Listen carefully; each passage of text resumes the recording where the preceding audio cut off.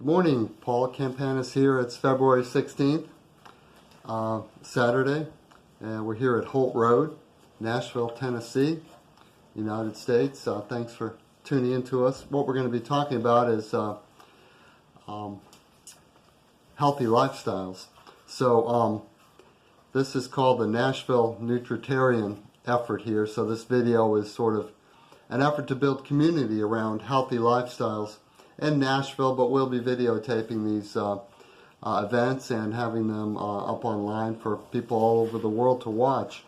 And Nashville Nutritarian is sort of built on the idea of Joel Fuhrman. He came up with this idea of the Nutritarian diet, which is amazingly simple and easy concept to grasp, and one that is having a huge impact. His books are bestsellers. He's really being super effective in helping people with their lifestyle and to avoid disease and to thrive in their bodies and in their lives. And so what I'm interested in is combining God's plan for our lives and some of the science, a lot of new science that's out there that's just amazing, but it's sort of bouncing off. People are in this information overload mode, and so they're not really getting the full benefit of all the new science that's out there with regard to lifestyles and nutrition. And I've had some problems, so I've sort of had to force myself into this ocean of information, and I'm going to talk today about a lot of the information that's really helped me. So everything I'm talking about today are things that I'm implementing and that are really making a huge difference in my life. But the first one is to build community. The first point that I want to talk about is we do things in communities. We're not solitary creatures. So we come together, we eat, and we come together, we do music. We come together, we do sports. We watch basketball games. We watch hockey games. We watch the Super Bowl, and all these things are happening in communities. And so the communities themselves are really a part of the lifestyle. And so I want to talk about healthy communities. In every community, there's people that are eating the junk food, and the people that are trying to watch their weight, or they're trying to stay on the bandwagon for the diet and the New Year's resolution they made January 1st. But when the whole community becomes centered around a healthy lifestyle, that's when really wonderful things happen. When whole families adopt these lifestyles, that's when amazing things happen, because other families and other communities are influenced. So, what does this look like? Well, instead of having a barbecue night, we have a salad night. Instead of just putting together a bunch of pizza, calling in for pizza and having the Domino's or the Papa John's guy come with a stack of boxes, and then we call that, food. We just have everyone bring a salad item, and everyone sits around the island in the kitchen making salad, and have a big salad. And, that's not very hard, and it's, everyone's involved in the processing. Everyone can chop and cut and put them in bowls, and we all have lots of mixing bowls and cereal bowls around the house. And, so we can really build community around healthy lifestyles. And these will be healthy, thriving communities. And so I just want to plant that idea out there and let you think about that. But when God created man, he created him in a garden. And the word for garden in the book of Genesis is really the word orchard.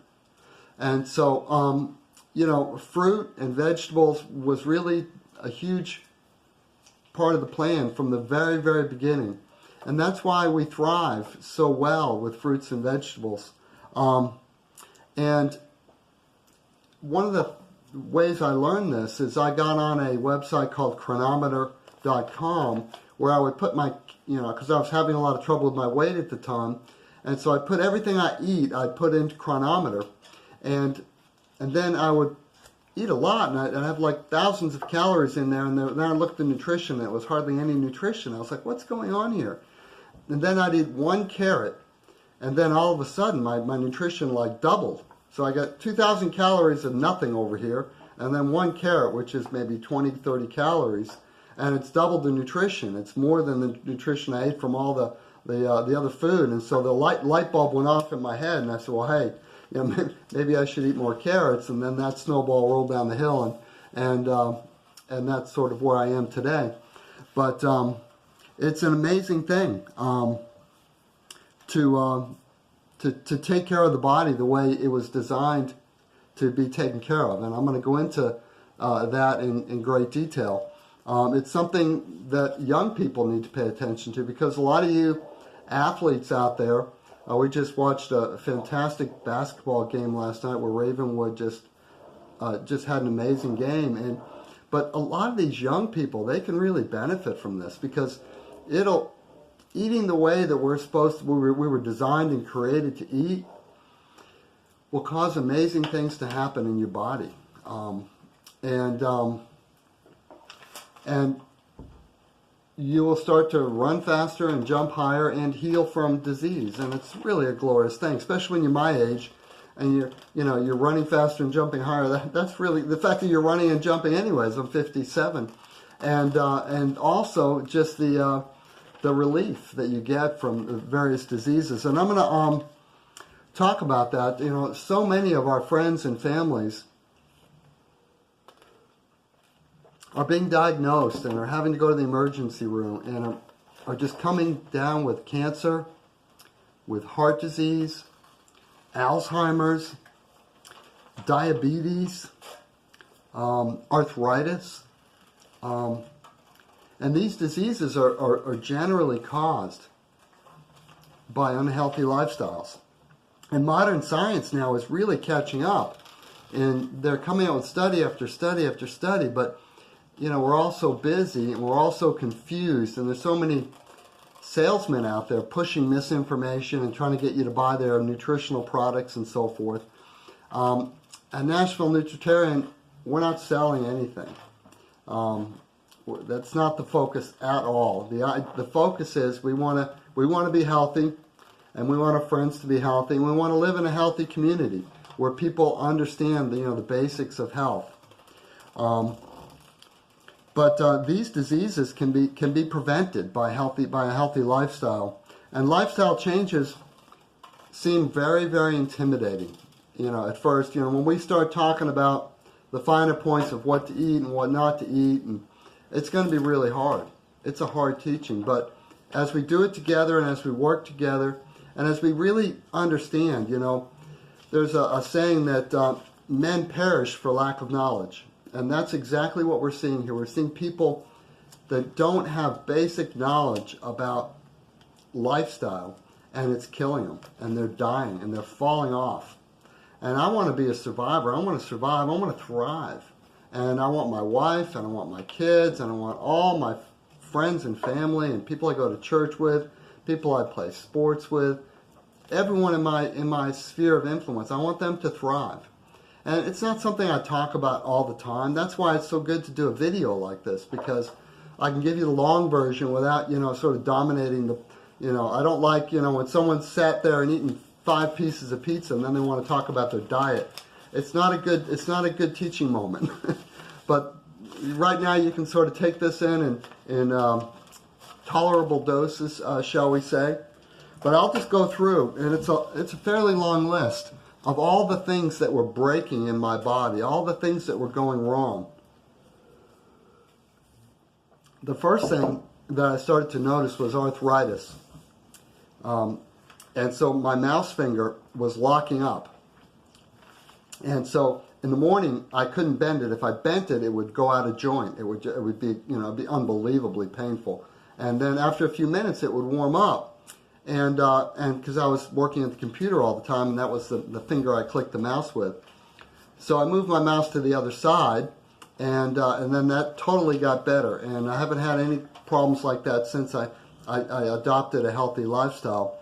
And then the other thing was severe allergies. I grew up in a house that was covered with trees, which was good, because the trees are good, but there was a lot of dampness, and there was a lot of pollen, and I had a huge problem with allergies, and the doctors couldn't really do a whole lot. I was taking steroids, which helped for many years. I mean, this didn't really go away till I was in my early 50s. And then I had psoriasis on my elbows and on my hands, really bad patches of psoriasis on the backs of my hands, on my scalp, on my forehead, right in here. it was gross. I mean, I felt ugly. I felt, it was really, really tough. And then my weight went up to, it's going up to around 250 pounds. And I'm now down around 175.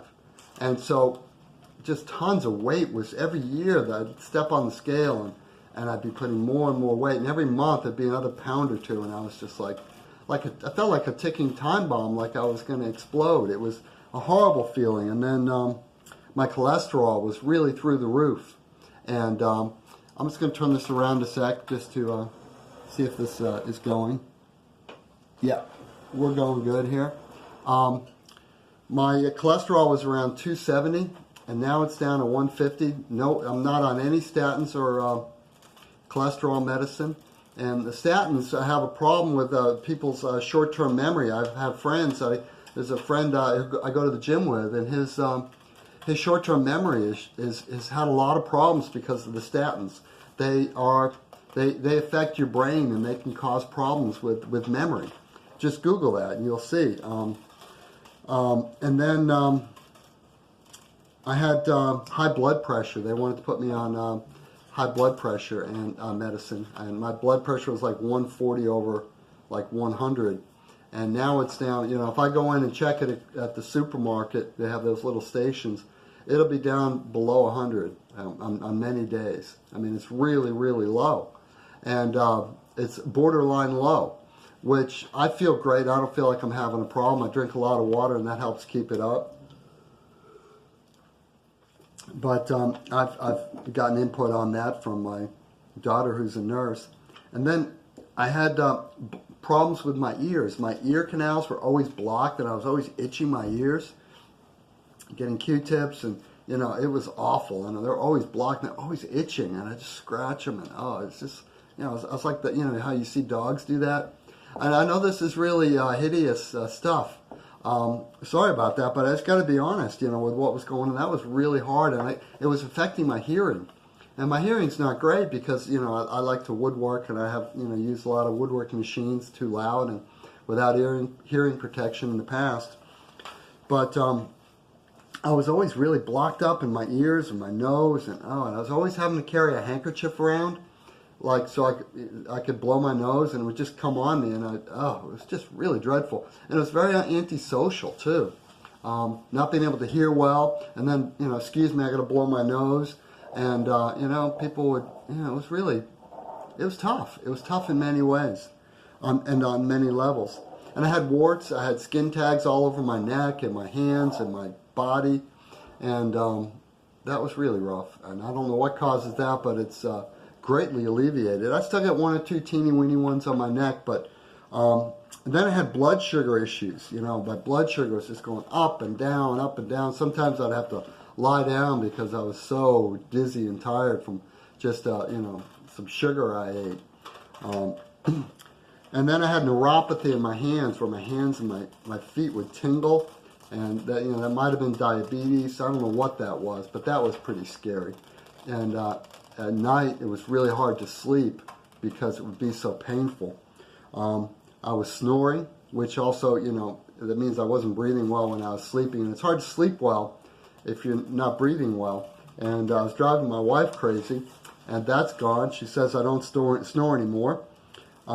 My eyes got better. I was, I had a particular prescription, and they actually backed that off. And so my eyes are doing a lot better, but my eyes were just getting worse and worse every year. And then I had lumps and bumps and funny sort of things in funny places, and I won't go into all the details of that because you don't want to hear it.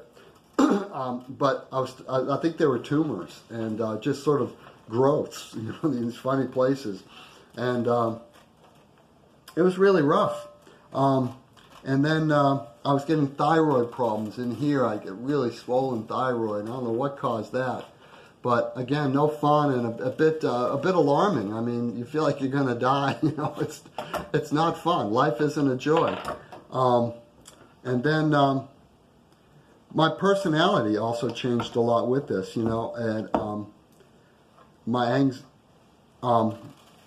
my anxiety levels were way up because I felt like my body was under threat. So that alone is stressful. And so my personality changed. I became sort of the angry, grouchy old man. And I lost interest in spiritual things, going to church. I lost interest in, just things like just having a Bible study. I used to study the Bible a lot every day, and I was just feeling grouchy and bitter and angry, and all those things just sort of went by the wayside. I mean, I was still, trying to do it, but there just wasn't the energy and the strength, and I was getting really discouraged. And my soul and my spirit was getting really discouraged. And then I used to sleep on the couch a lot. Like, I would just joke about it, but I was on the couch a lot, reading or watching TV. And, whole years of my life, were just working, eating, and sleeping. It was really depraved. I mean, I was really being robbed. And then my sports, I used to like to play baseball and soccer and run track, and I wasn't really able to do any of those things. So that's sort of where it was at for many years. I mean, probably from the age of 35 to 50, 51, 52. So with the changes that I'm going to talk about in my lifestyle, I've been able to play sports again. I've just renewed my interest in spiritual things. I've renewed my interest in a lot of my hobbies, a lot of the things I used to do but don't do anymore. And I've been able to I just have so much more energy, and I hardly ever lay on the couch. I have to force myself to rest. My problem now is I don't rest. I'm just so full of energy. I just go, go, go. I was drinking like 6 pots of coffee every day, and now if I have just a teeny bit of coffee, I'll be awake for 4 days. My body's just become so sensitive, and I just feel good. I feel happy. I feel joyful, and I feel healthy, and all these diseases that were coming on my body they get better all the time. And I tell you, when you're living life and you feel like you're getting better all the time, that's so much more encouraging than getting worse all the time. That's something very discouraging and demoralizing about that. When I went to the gym yesterday, I'm putting weight on that I've never put on.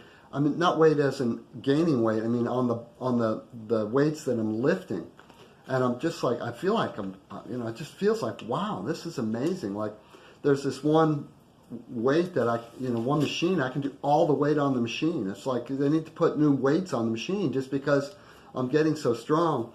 And my goal isn't to be a stud muffin and to those days are over. That was great when I was in my 20s and in high school. But I just want to feel good, and I want to be strong. I know it's there's, as you get older, as I'm pushing 60, you really want to have muscle and bone density, and so that's really what it's about. It's not really about looking in the mirror and go, wow, what a stud. It's more about, hey, if I fall down these stairs, am I going to be okay? Are they going to take me to the hospital, or am I just going to have a little giggle after? And as 60 turns into 70, turns into 80, I want to have this bone density. And so that's sort of what this is about. I've had tremendous victories in my life.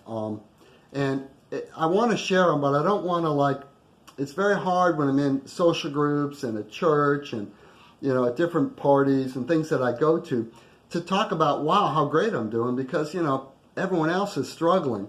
But in the privacy of your own home, and with your video, by watching this video, you can be encouraged and inspired. And I'm telling you, there's light out there. That we weren't made to sit here and languish and die. We were made to thrive, and that can be yours too.